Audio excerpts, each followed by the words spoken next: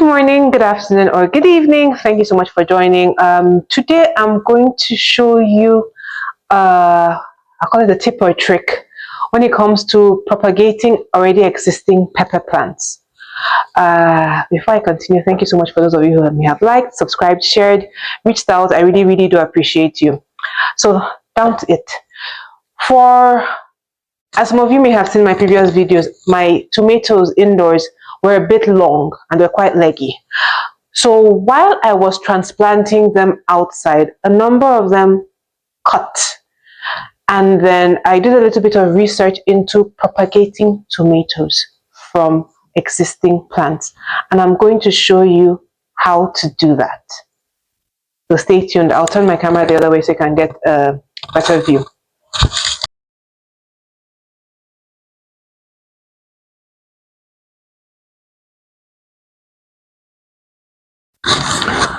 So what you'll need for this is a cup filled with water.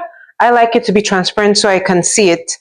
A leaf or top of the stem that has been broken off, and also a pair of scissors. So when you find out that your tomato leaf or stalk has broken, what you do is, at the point in which it has broken, cut the stem diagonally, as they taught us in biology or back in the days. So cut the stem diagonally and then place it stem facing down into a cup of water and leave it for a couple of days.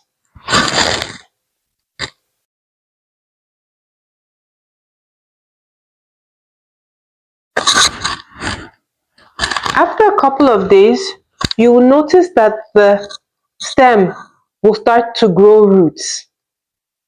So leave it for a bit, but the moment the stem starts to grow a lot of longer roots, you can then transplant this particular stem as its own seedling, and then it will grow.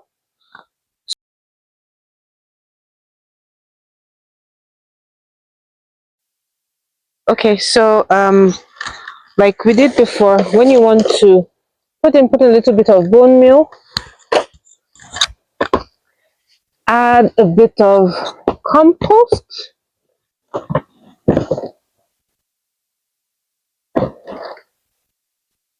and then just take in the stem that has the roots, and then, like before, put it as far deep as possible. You want to break off one of the stems and you cover.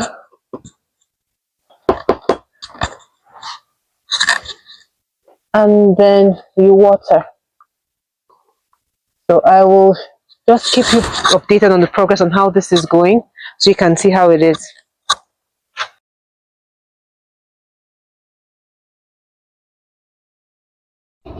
So this is the tomato stem that we propagated, and as you can see, it is doing so well, and this is like a week after it was transplanted.